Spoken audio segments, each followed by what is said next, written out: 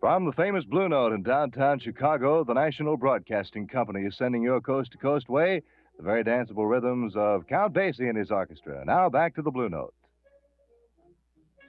This is Count Basie again, coming to you from a beautiful Blue Note in Chicago. For our next number, we'd like to continue with another one of our Mercury recordings, and we call this one the New Basie Blues.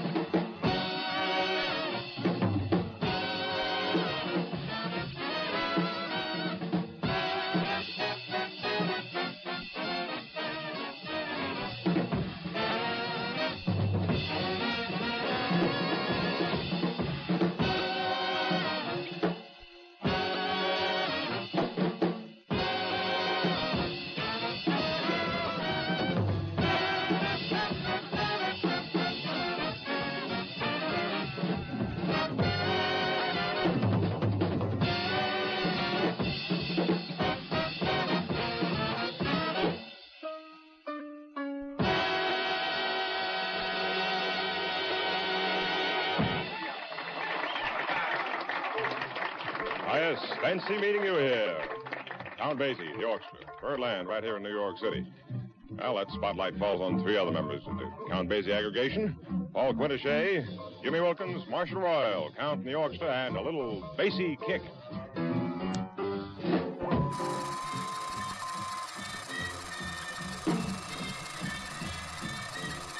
All right, weekend. Ready or not, here I come. Look out. Man, I got the sniffles today.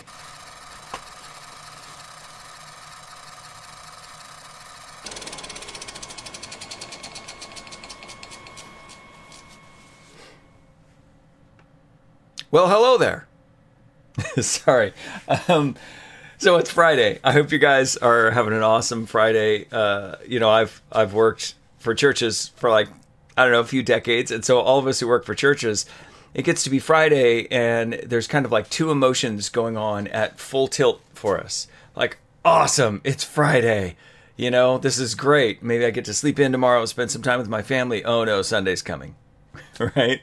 And so you're living in the awesome. Oh, I got probably the highest stress day of my work week coming up in just a couple of days. And then you do kind of the opposite on Monday. You're like, whew, that day's over. Oh, but I got to work. It's Monday, right? If you don't get to take Monday off, man, I am like shut down on Monday. I could do some things, but I'm pretty useless. So yeah, anyway, I've got some interesting things for you today. It's Bright Spots Friday, and we're going to talk about bright spots. We're going to talk about what a bright spot is, but we're also going to kind of get in the weeds about some other things, and hopefully this show tracks. Look, the whole point of all of this and what we've been doing all week is just to kind of put some skin on some of these issues. One, the criticism I get from my friends is, and this is not about a podcast, this is just about existing, is that everything is theory with me. Everything is like, I am kind of driven by the question, how does this work, and how does it connect to a grand universal truth? And that's not a conversation everybody wants to participate in 24/7. So I'm super grateful for you guys tuning in.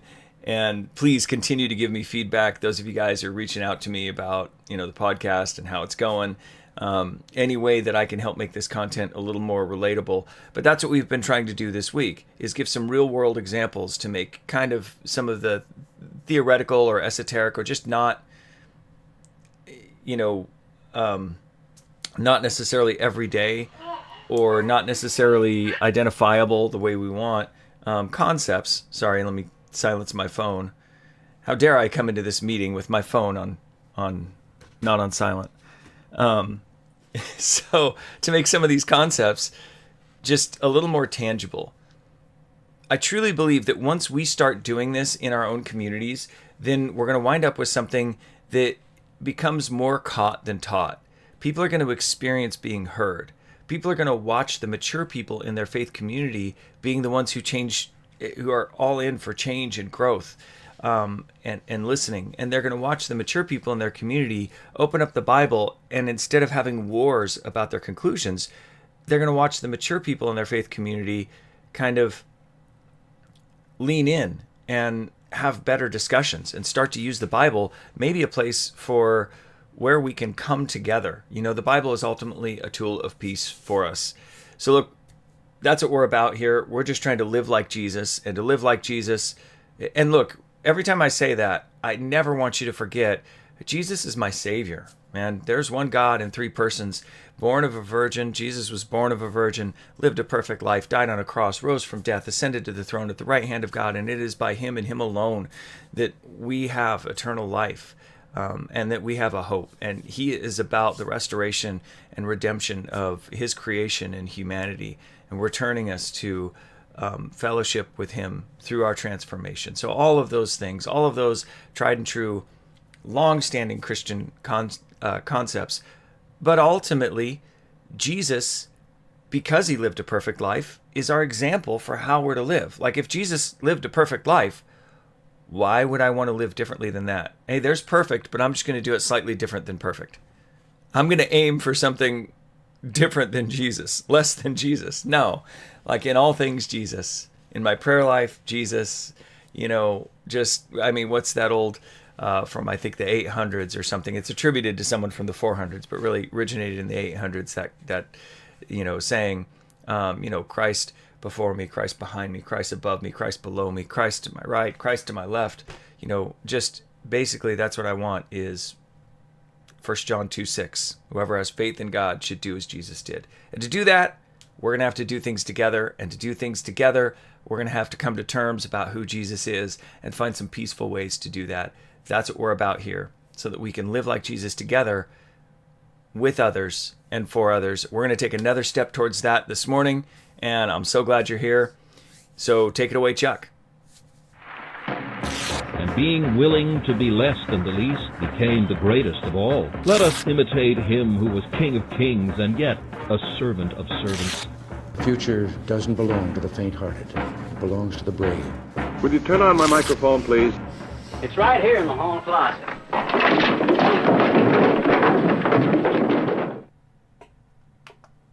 It's right here in the hall closet. Okay, so look, what is a bright spot? You know, we always name our Friday show Bright Spots, and the reason we do it, I first got this concept from a book called Switch from Chip and Dan Heath, a couple of marketing people.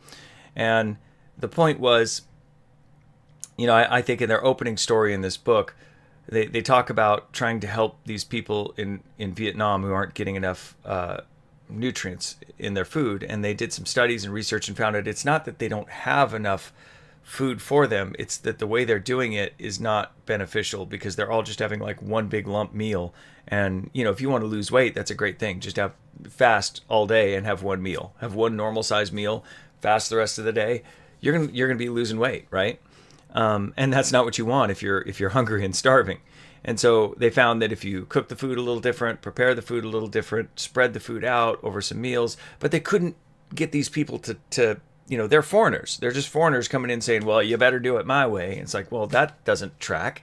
How many of us, if someone came in from another country and started telling us how to organize our community, we'd be like, yeah, I'm okay. Thanks. Sell it somewhere else.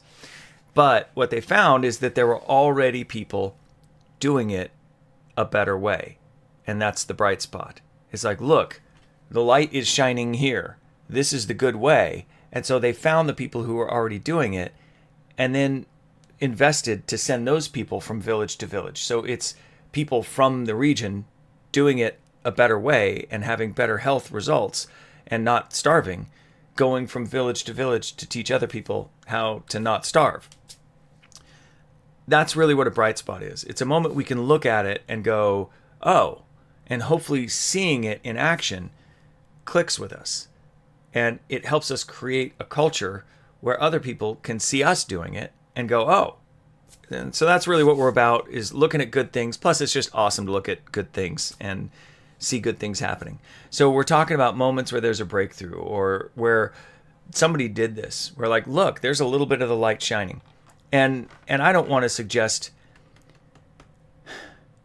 sometimes it bugs me when Christians talk about like kindness movements and things. Every good and perfect thing comes from God in heaven. So someone may not be a believer, but if it truly is a good thing, somehow it's sourced back to our Creator, back to God. And my job when I see someone, as a follower of Jesus, when I see someone doing something that looks like Jesus and they don't know Jesus, is to help connect them to the origin of the thing that they already appear to value. Hey, you're doing that. Let me tell you about where that came from. Let's connect these things.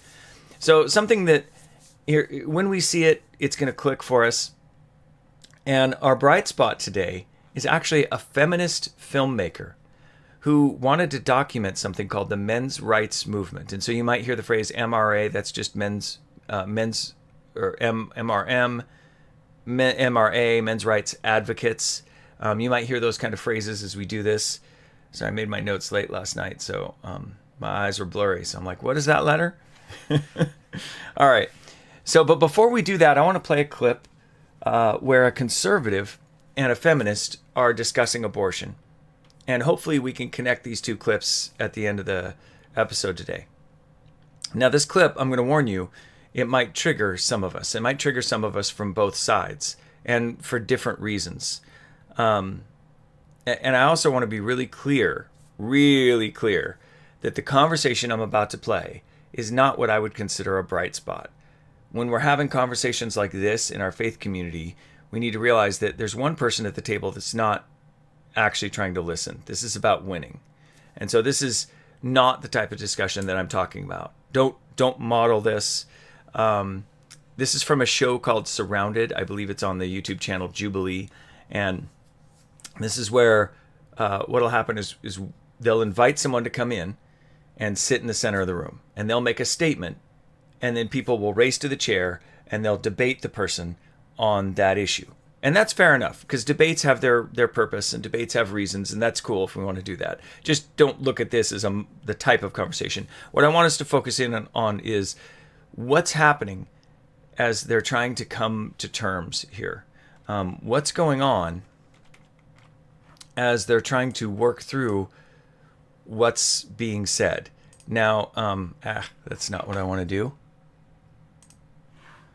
All right, and this is reposted on Twitter, clipped out of the show, Surrounded, and this is Charlie Kirk, and so I think that probably clicks with why this is going to trigger everyone on both sides, but for different reasons. So let's have a look at this clip here, and we'll come back and talk about it on the other side.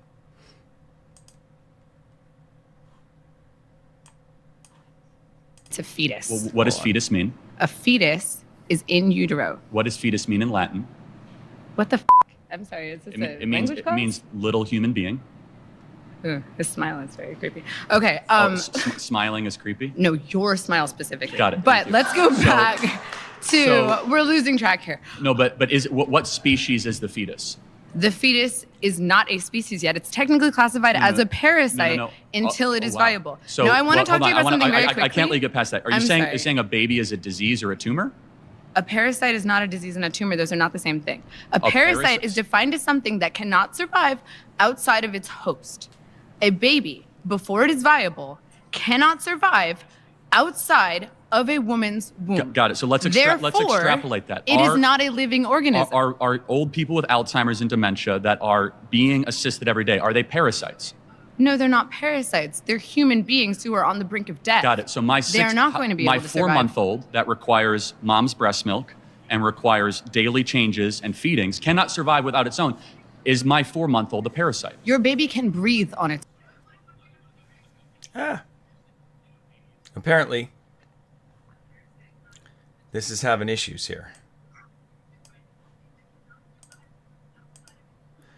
Well,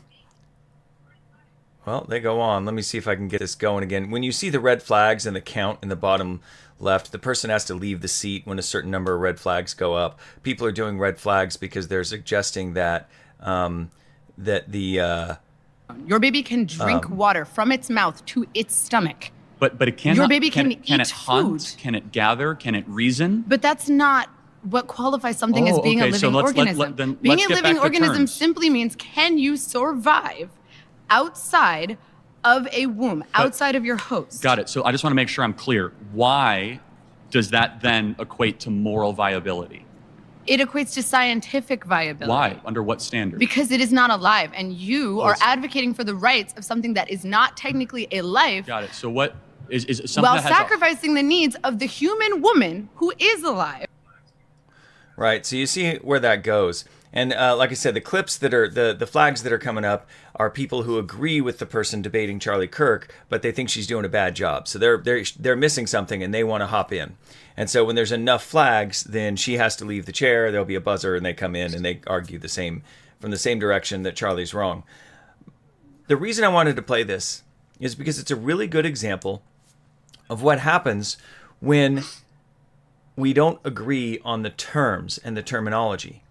And this is what will happen oftentimes with evil in our world, just to be frank, is they'll try and redefine the terms so that we can feel morally good about doing something morally bad. Define something as medicinal that's clearly not. Suggests that because something is legal, it's permissible for the follower of Jesus. And it just goes on. And what's going on here is a baby is a parasite. Well, parasitic organisms, that's typically something that in common parlance we see as a negative, right? If I've got a parasite, I want to get rid of the parasite. But some species have parasites, and that's part of how it's symbiotic, right? And so we're getting down to, well, what is a life? And the person who is arguing, on the pro-abortion side is trying to quickly move on from the definitions to make the slam dunk on the case. And Charlie's like, hold on here. What are our terms? How are we using terms? And that's kind of an important thing. And I also want to kind of show the difference here between the feminist and the conservative. And every day out here in California, I'm exposed to the person on the right, the feminist, as like the normative position. That's normative, and if you're maybe the Charlie Kirk, you're a bit of a weirdo. You're a bit of an outsider. You might even be hateful or phobic. And that's just kind of what the culture is out here. So look, it's not really an honest debate because, you know, are both of these people willing to change their mind? I'm pretty confident that there's no way anything that could be said that would make Charlie Kirk change his mind on his pro-life stance. And I doubt that this young woman would change her position based on anything Charlie said, at least here in this moment. But, you know, this is why the dark forces in our world are so excited when Christians can't bother to listen and to hear each other. It's like Christmas every day for them, right? Except they don't like Christmas because they're dark forces and whatever, you know. Anyway, whatever. It's a good day for them every day when Christians have discussions like this where they're talking over each other and they don't agree about terms and they can't get to the terms and they don't listen. And so we might not fight like this, but it wouldn't matter if this conversation was between two people who had the most perfect manners on the planet. You know, they drank tea with their pinky out and, excuse me, sir, but it is a parasite. You know, it still doesn't matter because it's the same substance of the conversation. It's a garbage conversation where we can't even agree about terms and no one's really listening. No one's really willing to change their mind.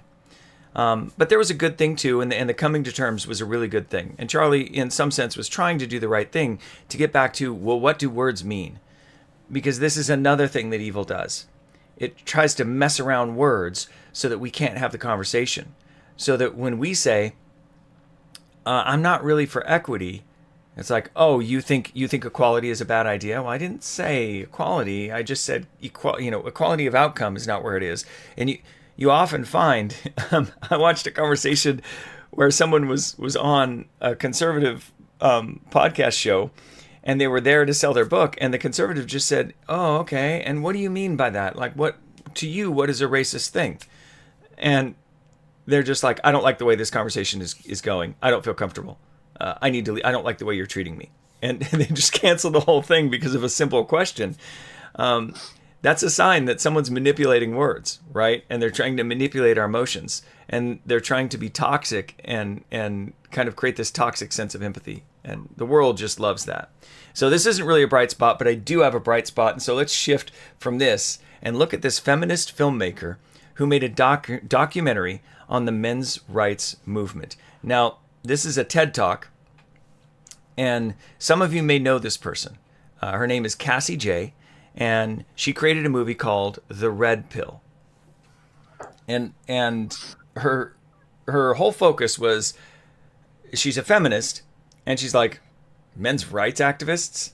This has to be like the depths of hate and terrible stuff.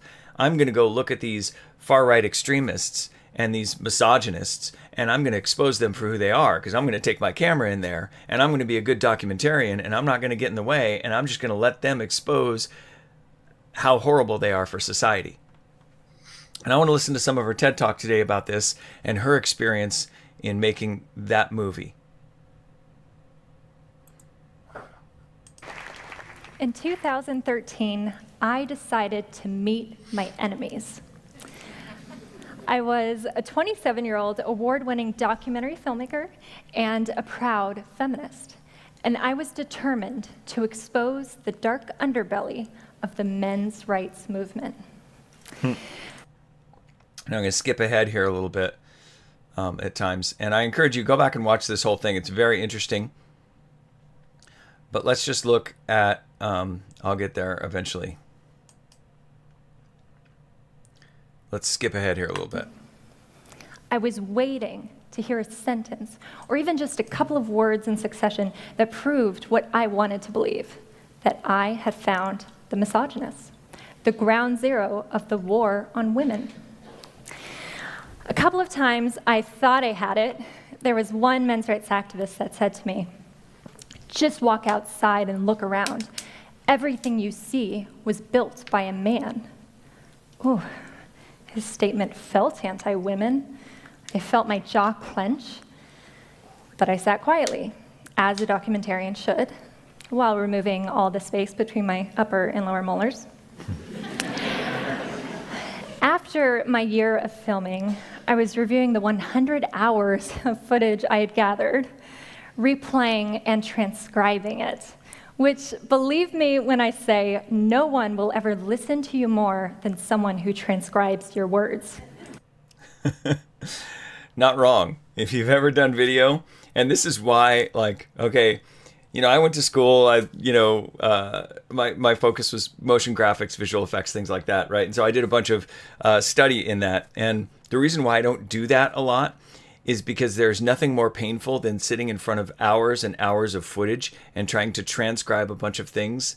It will make your head explode if you're not a patient person. So, like, there's a lot of stuff I could do, but, not this. All right, so we're going to skip ahead here, and we're going to listen to a larger chunk about her experience.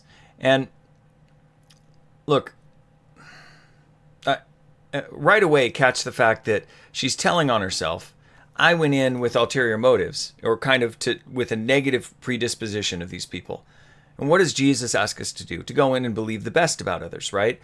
Bear one another's burdens with love, that I'm not going to walk into a room and automatically assume everyone's a hater. I'm going to let them reveal themselves for what they are. I'm going to be wise as serpents and innocent as a dove. And so in my heart, I'm going to love them. And then I'm going to let them reveal where they are. And I'm going to hope that it's a transformative moment. All right, we're going to listen to this big chunk here in the middle. And just bear with it. I know this is a longer clip.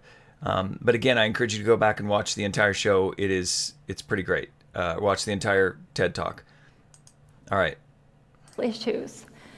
But in my effort to avoid agreeing with my enemy completely, I changed from putting words in their mouth to acknowledging the issue, but insisting they are women's issues. So here are two examples of how that would go. A men's rights activist would say to me, men are far more likely to lose their child in a custody battle.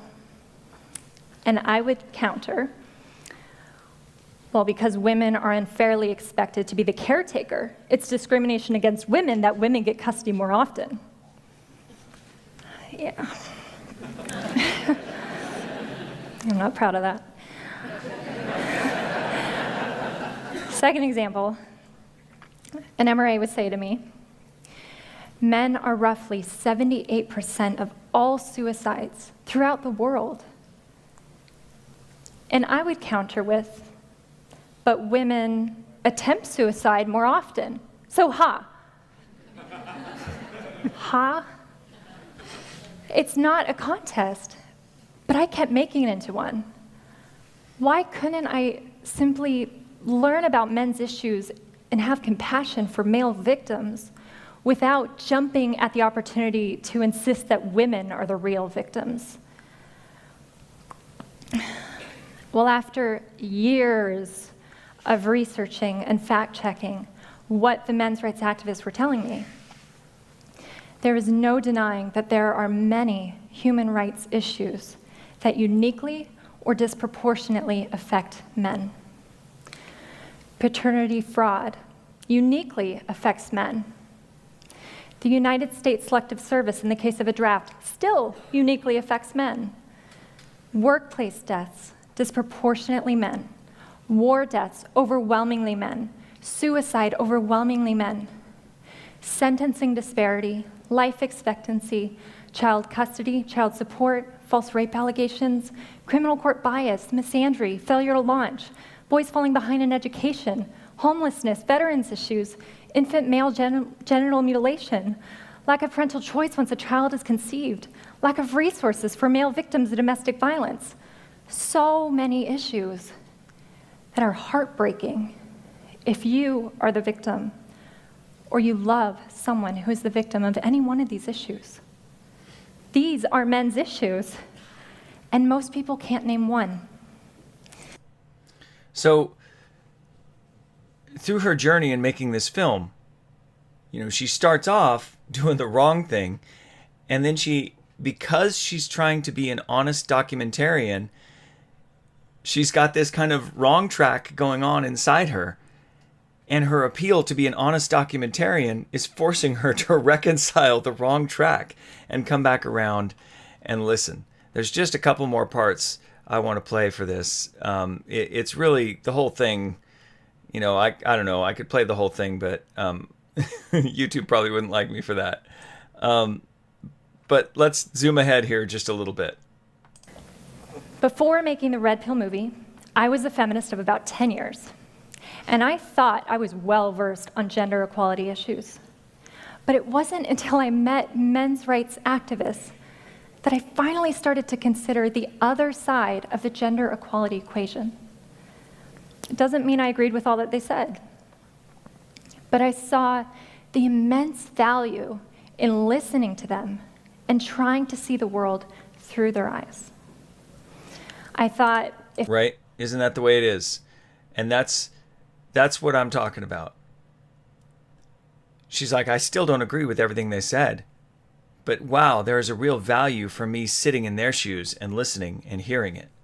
You know, do I think that women need to be selected for the selective, need to be signed up for the selective draft? I'm personally not a fan of that, you know. But to go on as if, you know, there's some sort of privilege in that area that men have is a little bit naive. And I'm not saying that there's much that we could do to shift on some of these issues, to shift or change or affect or fix it. But gosh, if we really haven't looked at the actual data, if we haven't seen through someone else's eyes, if we're not willing to hear someone who disagrees with us, and how much more in our theology issues? Well, my theology is right in what I believe about baptism, what I believe about end times, what I believe about atonement. And we meet people and they become our enemy. And there's a great value in just listening.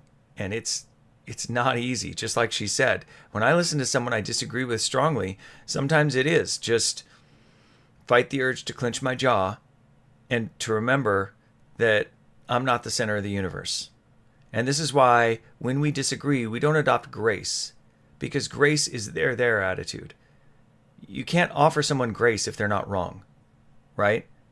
So grace presumes that they're wrong or they have an offense, and so then I give them grace. Grace demands an offense. But I do live in humility, because humility says it could be me. And that lowers me to be their equal under Jesus. I'm just trying to follow after Jesus. If that's where you're headed, let's do this together. If that's not where you're headed, it'll reveal itself through our conversation. And this doesn't have to be a fight, and it doesn't have to be a war. Listen to how she was treated when she started doing this. 2016, the film was released in theaters, and articles and critic reviews started to roll in. And that's when I experienced how engaged the media is in groupthink around gender politics. And I learned a difficult lesson. When you start to humanize your enemy, you, in turn, may be dehumanized by your community. When things are tribal and we're not willing to listen, and it becomes about protecting our theology and protecting our version of Jesus, and we've got our doctrines or our mission statement, our mission and vision, or, you know, Baptist faith and message, or whatever. I say that I come from the Baptist tradition, Southern Baptist typically. So, you know, I've got my things, my core documents, and these are the core essential things that I believe. And when I see it as my job to protect those things, then I end up standing between those things and someone else, and they're my enemy in some sense. And yet maybe they have a point. Why would I say that? Because either Baptists are the one right denomination, and my Baptist faith and message thing is perfect and flawless, or maybe there's something, maybe it's just semantic, but maybe there's some things in there that we should reconsider the precision of how we're saying it, or maybe we're saying too much in an area where we can't know, or maybe we're saying not enough in another area. But how would I know? It's not this other person that gets to determine what's true. That's Jesus. That's our scriptures. But my job certainly isn't to stand between them and argue and create this us versus them enemy thing, because that culture is contagious and it gets caught. And we don't ever have to teach it. But the idea that people come into our communities and we don't sit with them in their questions and then point to Jesus and teach them how to wrestle with Scripture and wrestle together to find more Jesus and to trust what the Scriptures are saying. But we see them as our opportunity to straighten them out. They're self-reporting their bugs, right? They're like, it's a bug report for a feature that doesn't work. And they walk in and, gosh, the software is all toast. They're an atheist. Ugh, we got to do a rewrite here. Man, we're going to have to download our whole way of thinking into their life. Well, that kind of makes us God in some sense, and we can't be that. That's an impossibility. And we shouldn't be that. And that's the abuse of the tree. It's not that God from the Garden of Eden didn't want us to know what good and evil was. It's that he didn't want us being the ones deciding what good and evil was. That's his job. So when we have enemies and then we humanize them, that often makes us the enemies of others. Let's just a couple more clips here. Hear about, kind of this is one of the greatest challenges she faced. Let's get back to this real quick. The greatest challenge I faced was peeling back the layers of my own bias. It turns out I did meet my enemy while filming. It was my ego saying that I was right and they were subhuman. It's no secret now that I no longer call myself a feminist, but I must clarify, I am not anti-feminist, and I am not a men's rights activist. I still support women's rights, and I now care about men's rights as well. However, I believe if we want to honestly discuss gender equality, we need to invite all voices to the table. Yet this is not what is happening.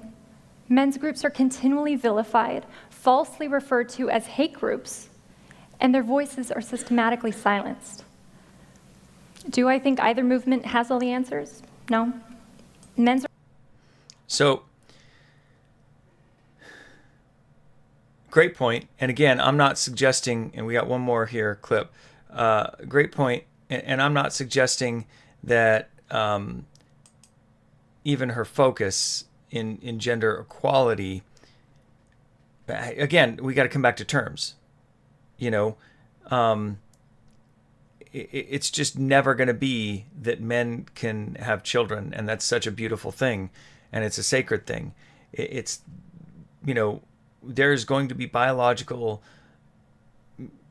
differences and innate differences between the two. God created them, male and female, and saw that it was good. And part of the struggle in the Christian life is wrestling with that instead of standing over it and saying, this is the way it is. And adopting the goal, not of, and this is why I say, like, if Jesus' goal is that men and women are perfectly equal in everything and that there's an equality of outcome in everything, then fine, I'll adopt that. But I don't think that's his goal. I think we're different because we're going to really excel and shine in different ways. And that's not a comment about intellect or skill or talent or passion or the capacity to love or any of the virtues or characters of Jesus. But there's a great deal to contemplate on this issue. And our scripture says a lot. Yet that's one of the issues that we divide over the most. Because we've already come in and decided how it's supposed to be. Well, it's supposed to be egalitarian. Well, it's supposed to be complementarian. Well, here's your two camps. And you can be in this camp or in this camp or a little bit between the two. But don't come out with some kind of different idea because I can't hear it because I've decided there's two camps and that's just the way it's going to be.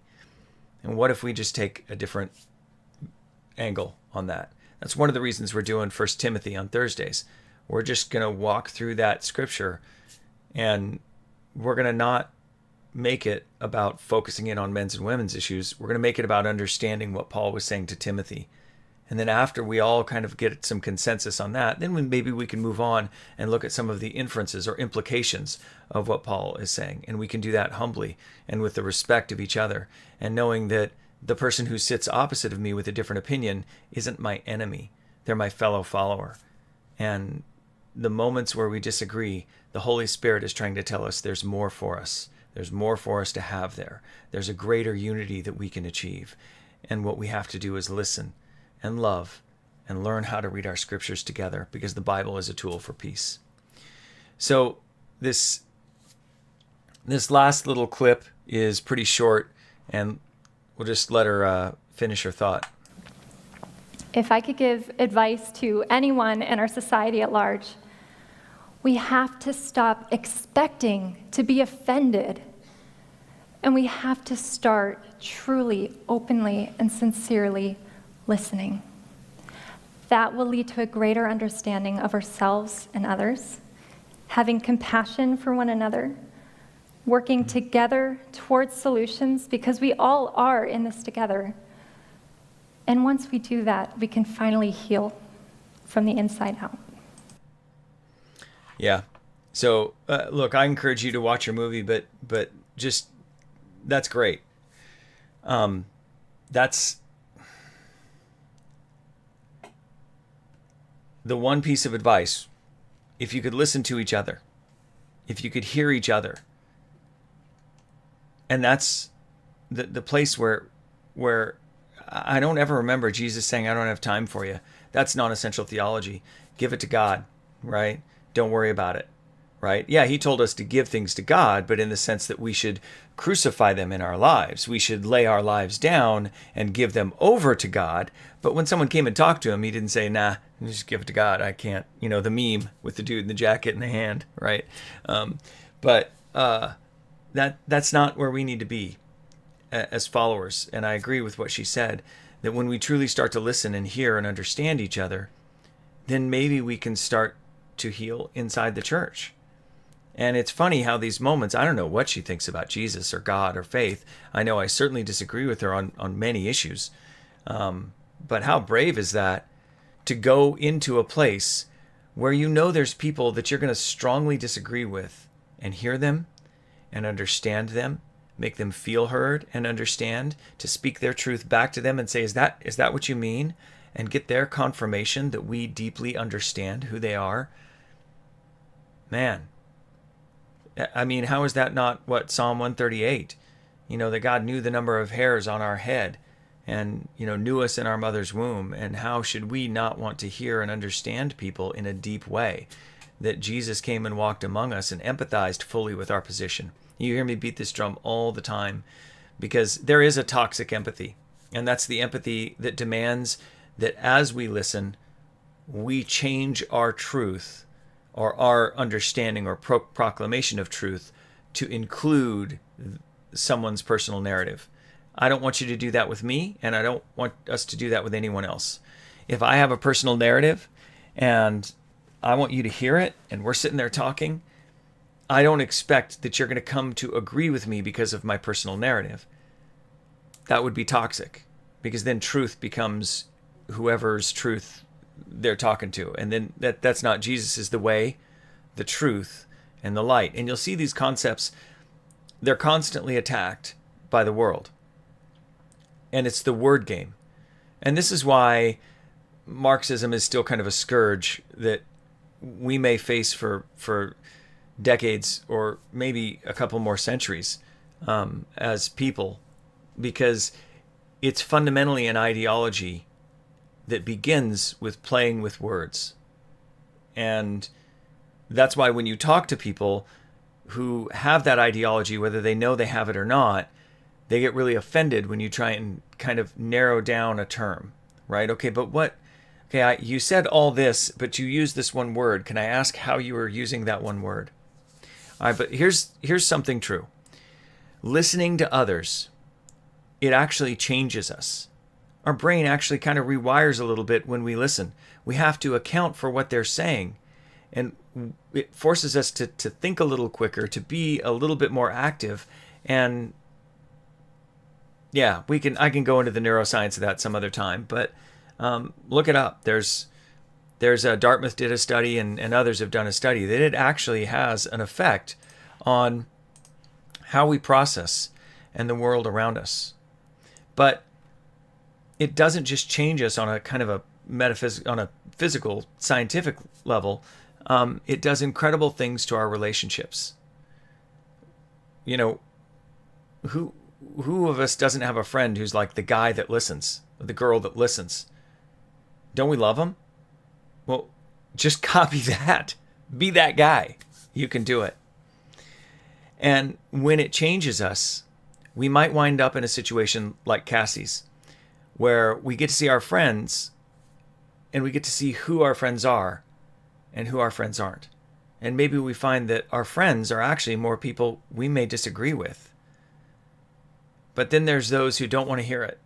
And we've sided with the enemy because we've taken the time to listen or to consider or to reconsider something honestly. You know, I had this one view of atonement, but as I'm reading these scriptures, I don't know if that's an honest rendering of what Paul's grammar is. Let me lean in a little bit more and see if I really understand this, and then see if go back and read Paul freshly and see if I'm really hearing what Paul is saying, or if I've adopted something from Paul that's just slightly off. And a lot of the time, the older we get as followers, one of the issues with our change is that a lot of the change we need to experience is semantic. It's not massive change. You know, we're not going to go into our Bibles and find that Jesus didn't claim to be God, or he wasn't born of a virgin, or he didn't die on a cross and rise from death and ascend to the throne, or that he's not the only way to salvation. It's the little nuances of all the things.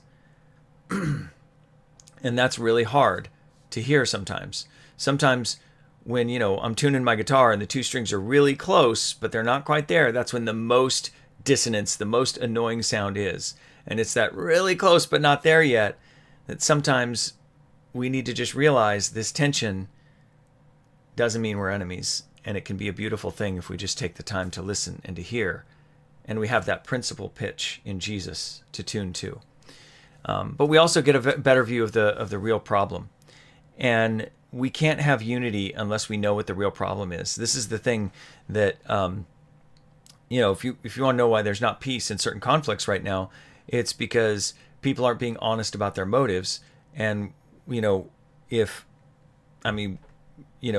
two countries are at conflict and one country is not being honest about their motives, you're never going to find peace, because you can't address or resolve something that you don't understand, because none of your offers, you're just throwing spaghetti at the wall hoping something sticks. And so that's why coming to terms is also important. Look, not just for debates, right? And debates have their purpose, but so that we can truly know the mind of someone we're speaking to on a given topic.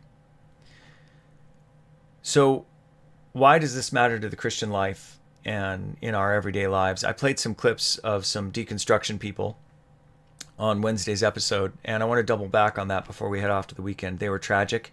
John Piper's kid and some other people, and I had more to play, but because the list just goes on and on and on and on. And these are people who had questions in the faith community, but our paradigm didn't have a way to wrestle with them, so they found a way to wrestle on their own. And then realized that our faith community wasn't the place for their questions. And this isn't the every person, but this certainly is some of the deep thinkers and more people who are really authentic in their passion for Jesus, and then they run against something that doesn't make sense, and there's no place to question that, and then they have to adopt this dualism. They have the real self of who they are with their questions, and the facade that they have to put on to maintain their place within our Christian cultures. And so we create some of our own problems in this way because we're not the home for the questions. And I want to let you know that if it weren't for individuals in my life who, through those questions, real specific people like my producer and others, who were willing to spend long hours listening to me and truly understanding me, I might have been on that deconstruction journey too.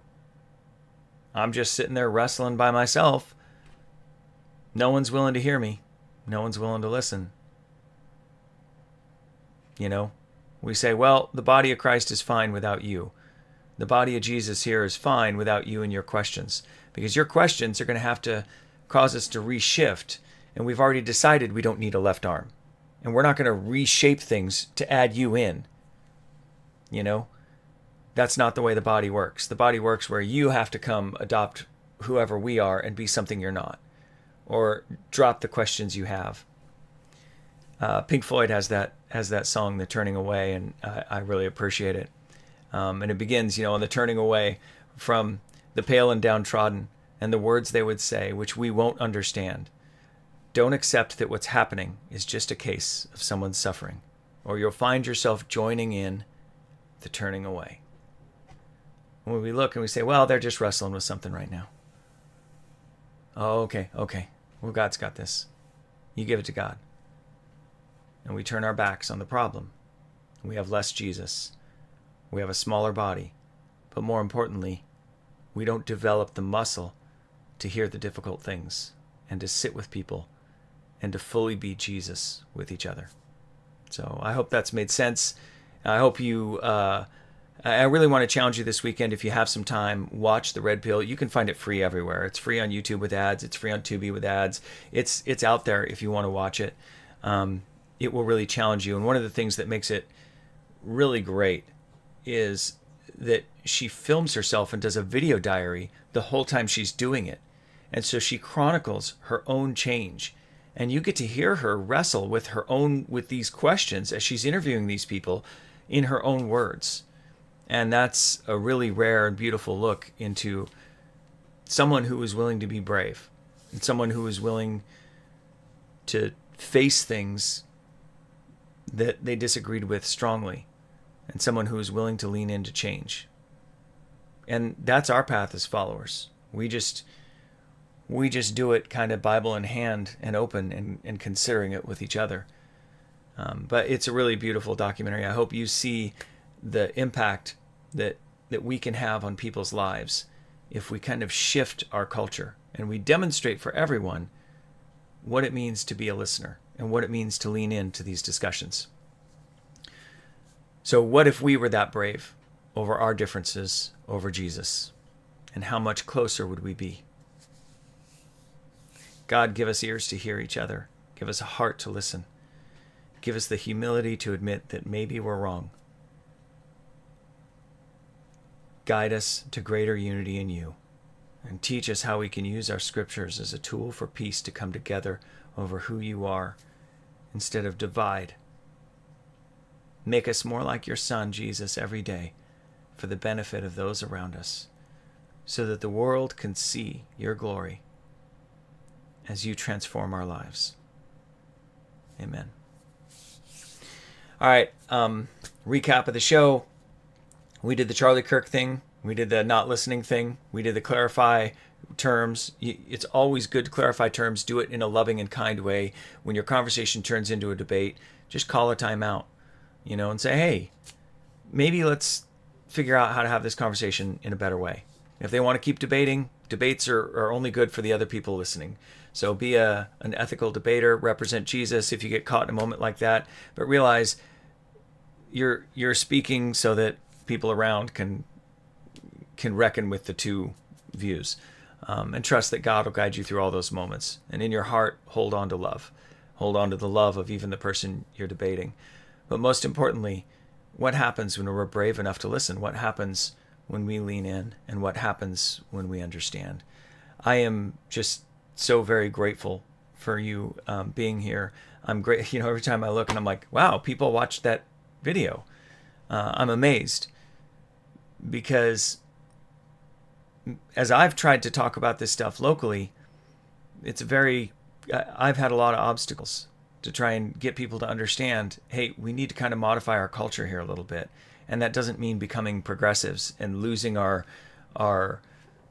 high view of our scriptures. It just means we need to be a little different here. We need to be a little more humble. There really are dark forces in our world. And they celebrate it when we can't have productive conversations. When I go off with my version of Jesus and someone else goes off with their version of Jesus and we don't get along and we go our different ways, they're doing the happy dance, man. That's what they're about. Because our war is not against flesh and blood. It's against those dark forces and the principalities and the forces of evil and their ideologies. And we stand against these ideologies of not listening. And if we want to further enable the suffering of others with their questions, if we want to turn people away from the faith and their questions, man, just keep not listening. Keep, spiritualizing dismissiveness or condescending. They're there. And on the other hand, and I know that's not your guys' heart, you wouldn't be here. But just think about how beautiful it would be if our local faith community was known as the place where we would truly come to understand someone, where we sat in humility next to them and said, look, I'm just trying to follow Jesus. And the Jesus I'm trying to follow is the one these guys are talking about in these ancient writings. And I trust that they're telling me the truth on the matter. So I'm just going to try and listen to what they're saying to the best I can, and let's do that together. Imagine how wonderful it would be if we were known as the place to come with your problems and questions, and you weren't going to feel fixed, dismissed, or there. If you weren't feeling like saying, hey, I got an issue, was a bug report, where you're just going to get shoved more code down your throat. All right. Hey, do me a favor. If you want to see that community grow, if you want to see that kind of light increase in our faith communities, like, subscribe, forward this to a friend who may be interested in this. That's what's going to help us kind of break through the algorithm and get this conversation some traction so that it can take off in our local faith communities. And we can begin to change a little bit and show more Jesus in a brighter light. All right, the socials, we had them up, and that was perfect timing, but I prattled on a long time. At X, we are Take Up Your X. Facebook, a Jesus Followers Podcast. Instagram, a Jesus Followers Podcast. Rumble, Jesus Follower Podcast. And YouTube, Jesus Follower Channel. All right, that was a mouthful. Listen, it is my hope that the light of Jesus would shine brightly through you in all that you do and everywhere you are today and throughout the weekend. Don't forget, if you get a chance, watch that movie, The Red Pill. It's free pretty much everywhere. Just Google it, search for it. I really think that you're going to find it a compelling consideration for how we change and how we can lean in to hear each other. All right, be well.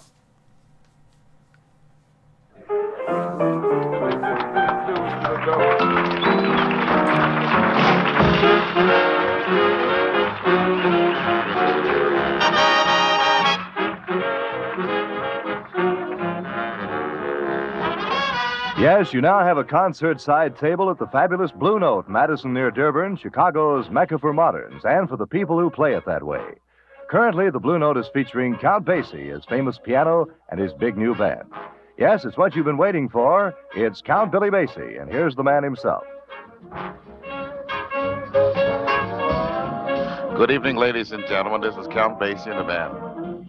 Sincerely, you're going to enjoy. We hope you enjoy our little program, because we're going to have fun working for you. Now, in our first number, we featured Joe Newman on trumpet, Eddie Lockjaw Davis on tenor. A little thing we call the Blee Blop Blues.